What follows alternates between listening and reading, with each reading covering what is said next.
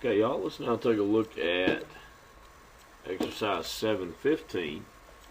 Now, similar to 14, except now we're dealing with a non-interest bearing note.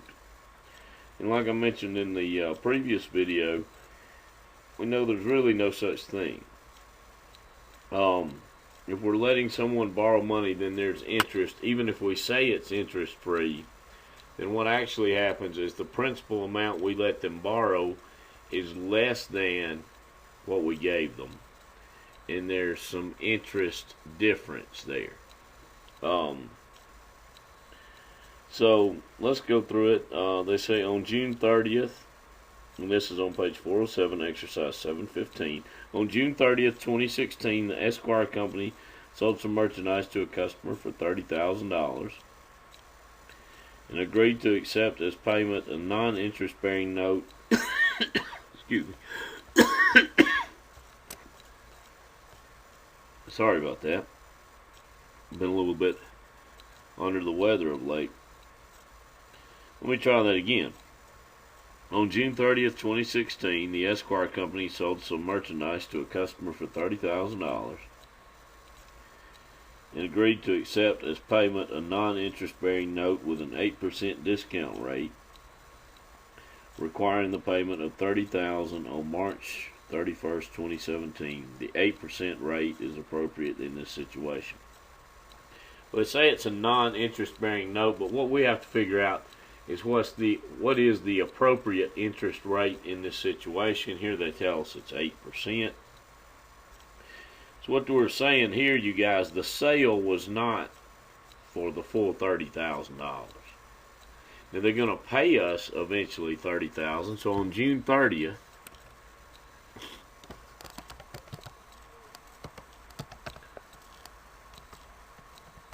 we're going to debit note receivable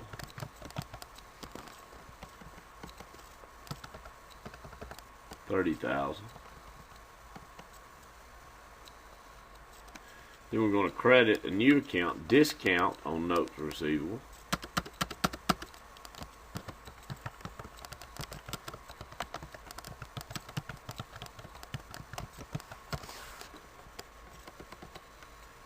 for the interest. Okay, now the interest is going to be equal to $30,000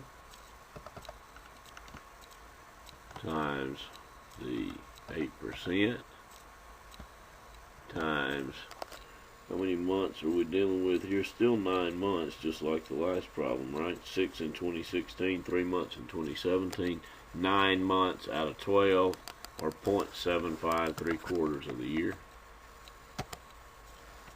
$1,800 is the amount of the discount.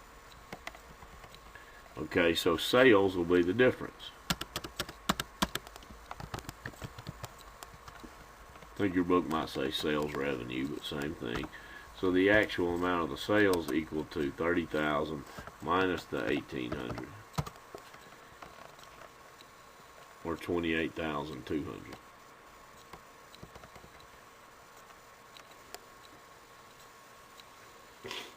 Okay.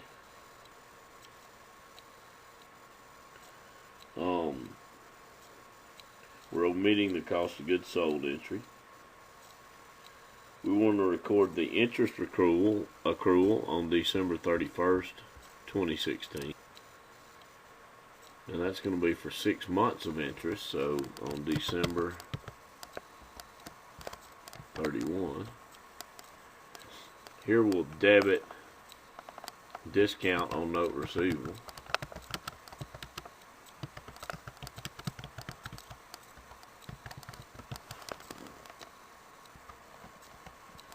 for 6 months of interest, so it would be equal to $30,000 times our 8% on 6 months out of 12, or times 0.5. That gives us $1,200. And then we're going to credit interest revenue for $1,200. Now this account, you probably haven't seen it before. Discount on note receivable It's a contra asset account. And it's going to reduce the balance of note receivable on the in the asset section of the balance sheet. So it's a contra asset, increases on the credit side, decreases on the debit side as we earn that interest. And again, it's contra to note receivable. Okay, then on March 31st, 2017,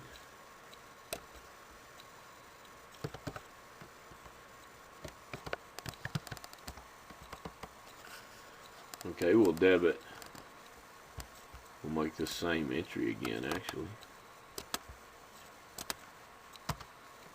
for the remaining interest on the note. Well, $1,200 or 6 months of it was earned last year. The other 3 months will be earned this year, which will be $600. But let's do it this way. It's equal to 30,000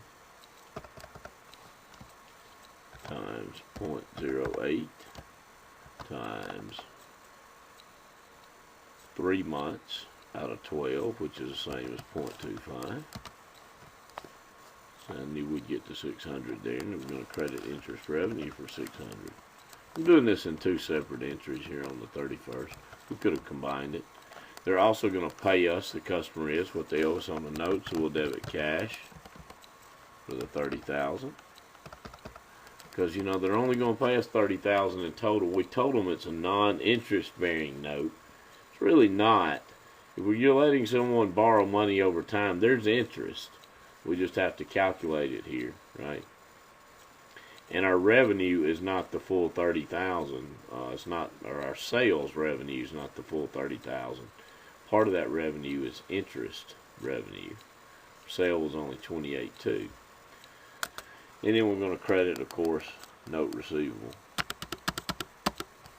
And depending on where you look, you might see it called notes receivable. I might call it that myself at times.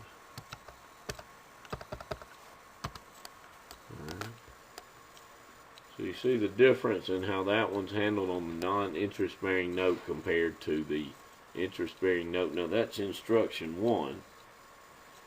Now they want to know the effective interest rate on the note. Okay, so let's come over here to the side to calculate it. Interest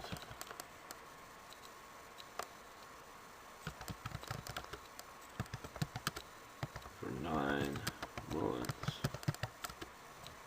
is equal to, we'll come over here, let's center that. So interest for 9 months would be equal to our 1,800 interest for the whole time, divided by the sales amount, 28.2. Still want no decimal places. Let me format that. Let's do a percentage with 2 decimal places. So 6.38% is interest for 9 months. So now we want to annualize it. To do that, we have to divide. Okay, since that 6.38 is for 9 months, what we want to do to annualize it is multiply the 6.38 times 12 divided by 9.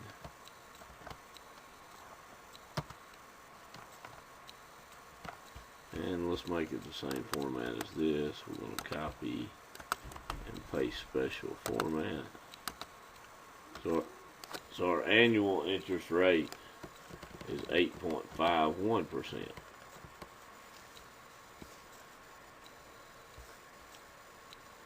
Okay, you guys, after working that one with me, I don't think you'll have any problem with the exercise 715 on the Connect Plus. If you do, please be in touch. Thanks.